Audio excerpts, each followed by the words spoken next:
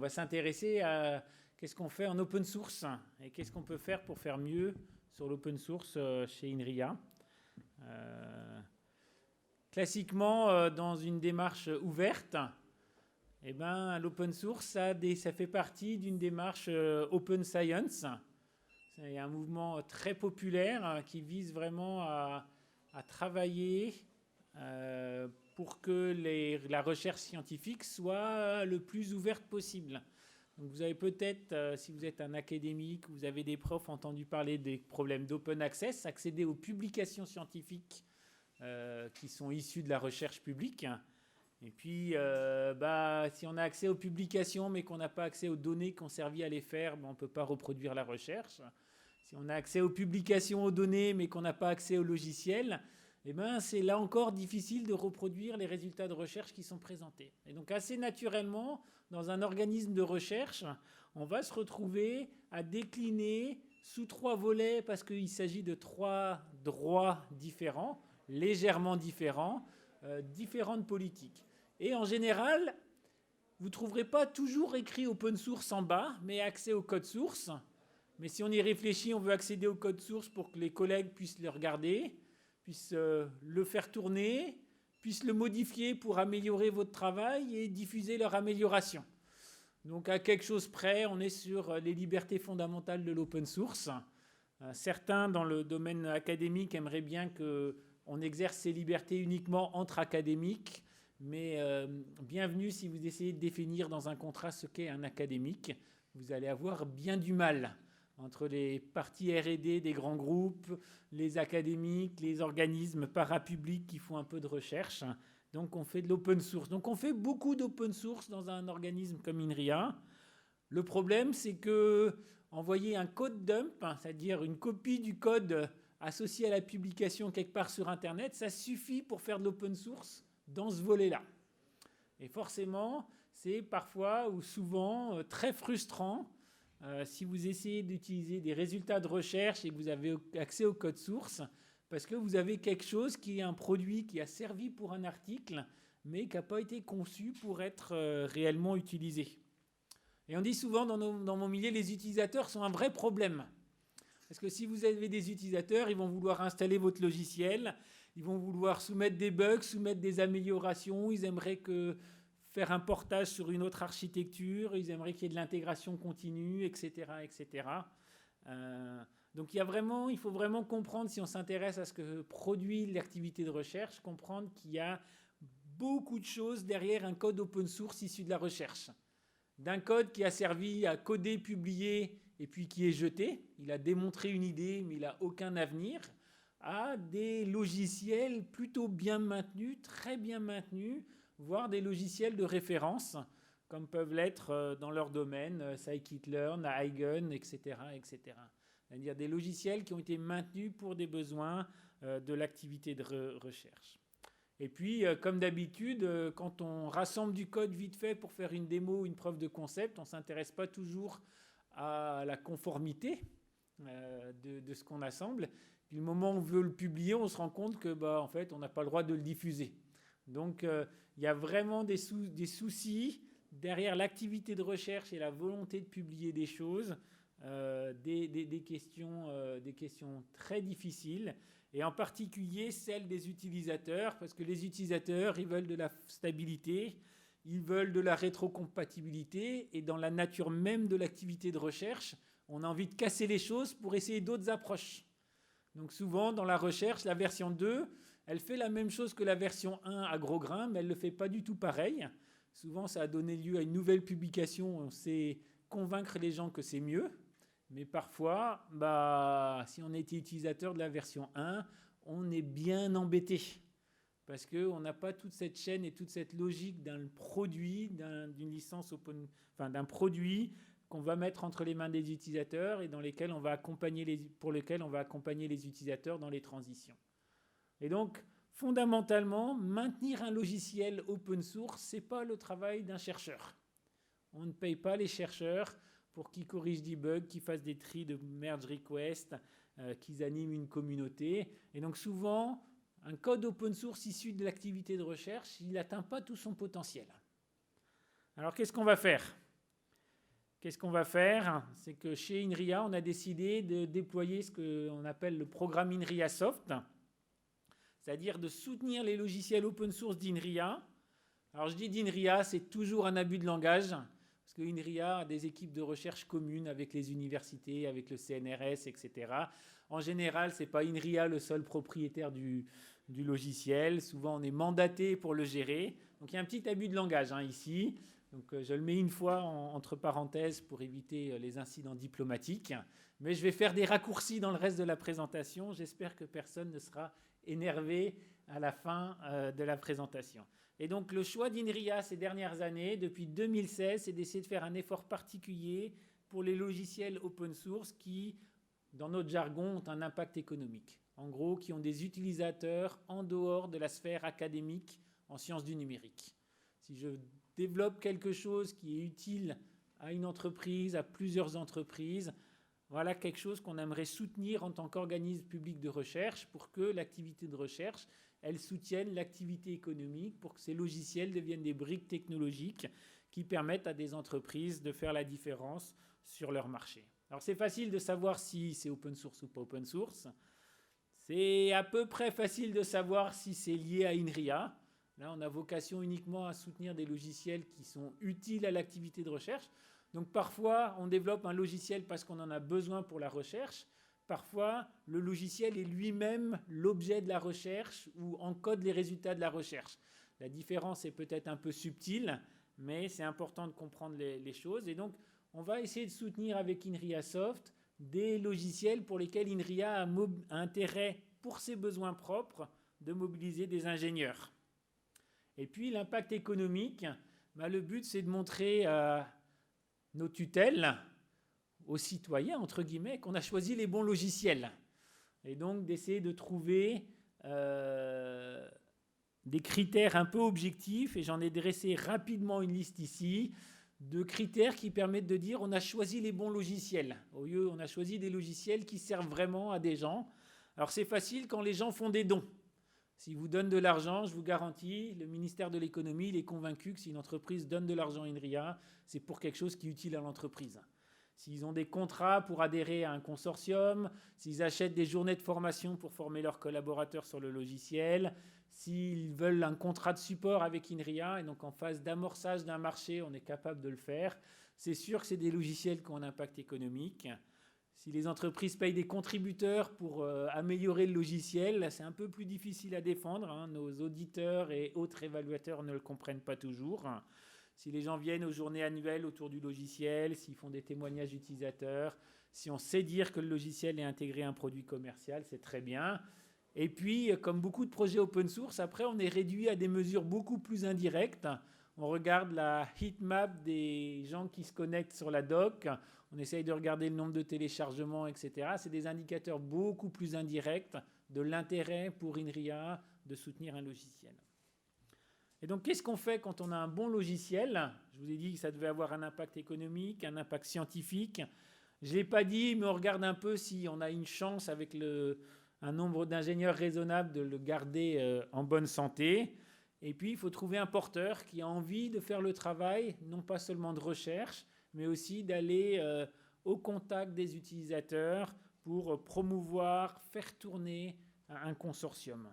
Donc, on a un certain nombre de critères et les logiciels issus de l'activité de recherche. Donc, là, on va passer de plusieurs centaines à de l'ordre de la dizaine de logiciels qui vont remplir tous ces critères et qu'on va soutenir avec le programme INRIA Soft qui consiste à créer des consortiums d'utilisateurs. Et donc, on fait du classique ici. Vous l'avez sûrement déjà vu dans des fondations. Il y a des adhérents au consortium de niveau bronze, argent, or ou que sais-je encore. Il y a un gestionnaire et ensemble, on forme collectivement un consortium.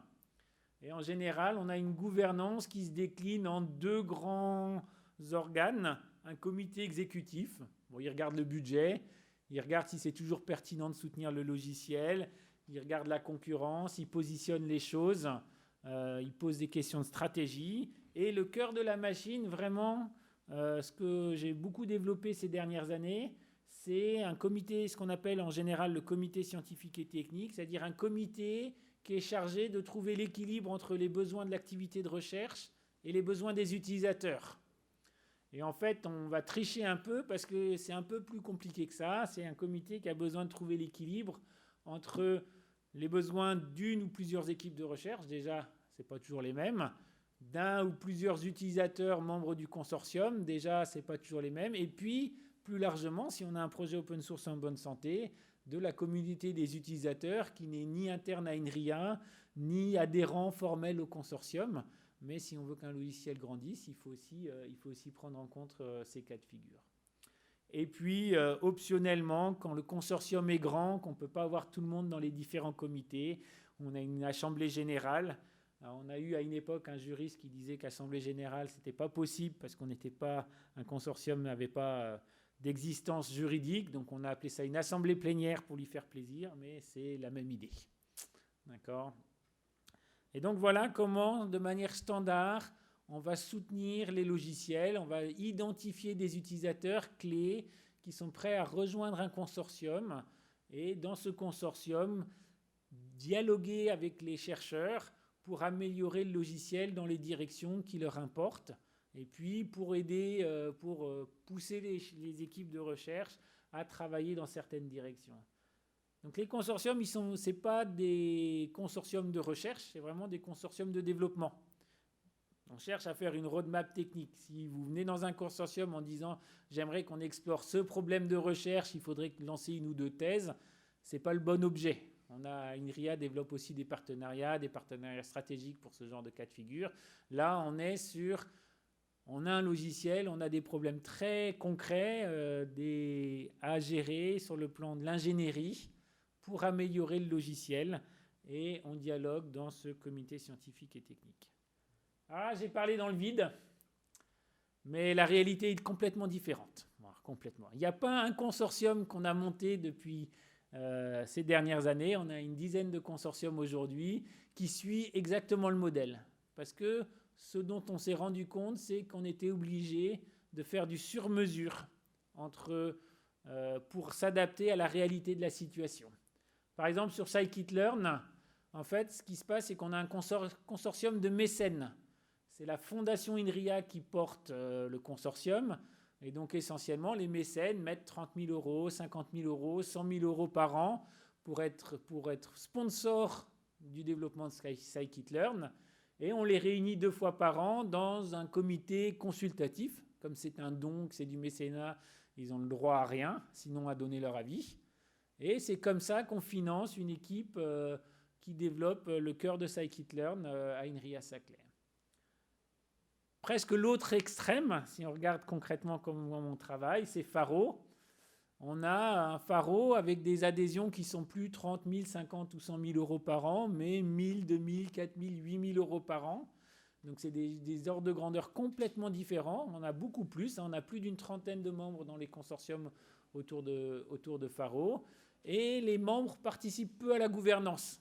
C'est un consortium, ils payent de l'argent pour avoir le droit de donner leur avis, mais ils ne le donnent pas, parce qu'ils font confiance à l'équipe de recherche.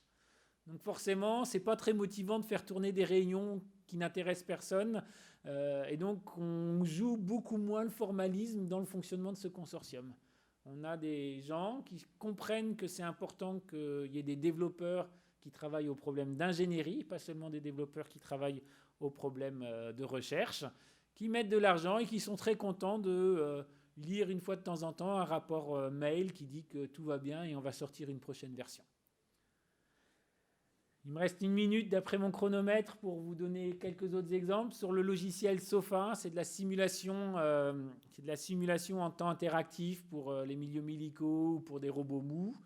Eh ben, on a une communauté qui est beaucoup plus active que les membres du consortium. Ce qui fait que les membres du consortium, c'est qu'un acteur parmi les autres de ceux qui contribuent au code de SOFA. Donc, au lieu de diriger la feuille de route de tout le logiciel, comme je vous l'ai présenté avant, il dirige la feuille de route des 2-3 personnes qu'on arrive à employer sur le logiciel en tant que consortium. Et ces 2-3 personnes, alors ce sont les personnes clés, celles qui font tourner le projet de développement. Donc tout le monde comprend que c'est important qu'elles soient là. Mais ces personnes-là, elles doivent coopérer avec les autres contributeurs pour faire avancer le logiciel. Et si j'avais plus de temps, je pourrais vous parler de en quoi MMG, Coq, Made in Ria, Chat Noir, PlanteNet, etc. sont organisés un peu différemment du modèle idéal. On conclut, 3 messages. On a trouvé chez INRIA que constituer des consortiums regroupant les utilisateurs clés d'un logiciel, c'est une bonne manière pour un organisme de recherche, et peut-être pas seulement un organisme de recherche, de financer des coûts d'ingénierie nécessaires au développement d'un logiciel open source. La deuxième leçon, c'est qu'il faut organiser une gouvernance sur mesure pour concilier les intérêts de tout le monde. Et donc un modèle où tous les projets sont organisés pareil, on oublie. Quand c'est issu de la recherche, en tout cas, on oublie. Puis le troisième message, c'est un peu de la promotion. Si vous connaissez des codes d'INRIA qui seraient utiles pour votre activité, eh ben, c'est possible de le faire savoir pour qu'INRIA y prête plus d'attention et développe ces logiciels et les adapte davantage à votre utilisation. Et avec ça, je vous laisse mon email si vous voulez le prendre en photo et m'interroger sur le programme INRIA Soft. Est-ce qu'il y a des questions dans la salle?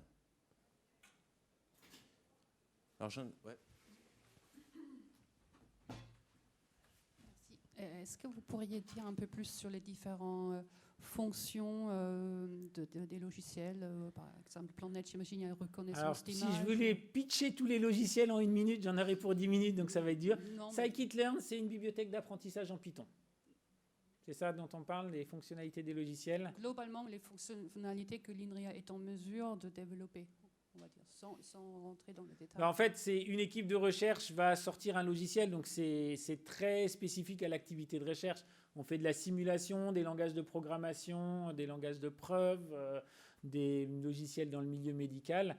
Souvent, ce que font les gens chez INRIA Soft, c'est toute l'ingénierie d'organisation du projet.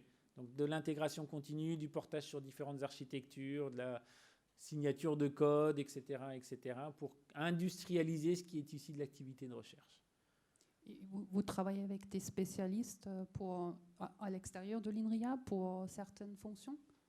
Non, pas spécialement. Non, vous avez des experts internes. Oui, on a des experts. Merci.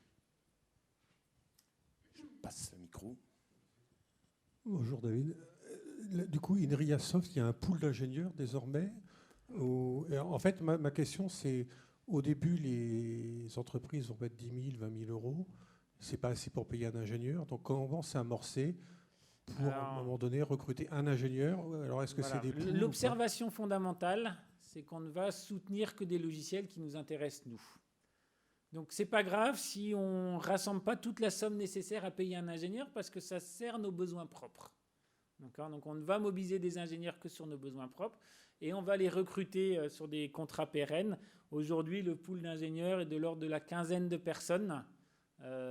Donc ce sont les ingénieurs des services d'expérimentation et de développement des différents centres INRIA qui peuvent être affectés à des projets de type INRIA Soft. Donc on a bénéficié de tout ce réseau d'expertise et un réseau métier interne sur le développement des logiciels qui ont des utilisateurs, des logiciels open source qui ont des utilisateurs. Est-ce qu'il y a une autre question? Sinon, j'en ai une. Sur ta conclusion, tu dis que si il y a un logiciel de l'INRIA qui nous intéresse et qu'on veut qu'il y ait plus d'attention qui soit portée, on s'adresse à qui? Vous m'envoyez un mail et puis je vois. En fait, le processus d'évaluation et relation ensemble, s'il y a une seule entreprise qui est intéressée par le logiciel d'une équipe de recherche, on va plutôt les encourager à faire un partenariat avec l'équipe de recherche. Si tout d'un coup, il y en a 2, 3, on va commencer à réfléchir à monter un consortium et on va se mettre d'accord. C'est quoi le niveau de cotisation raisonnable vu le marché, vu la taille des entreprises, etc.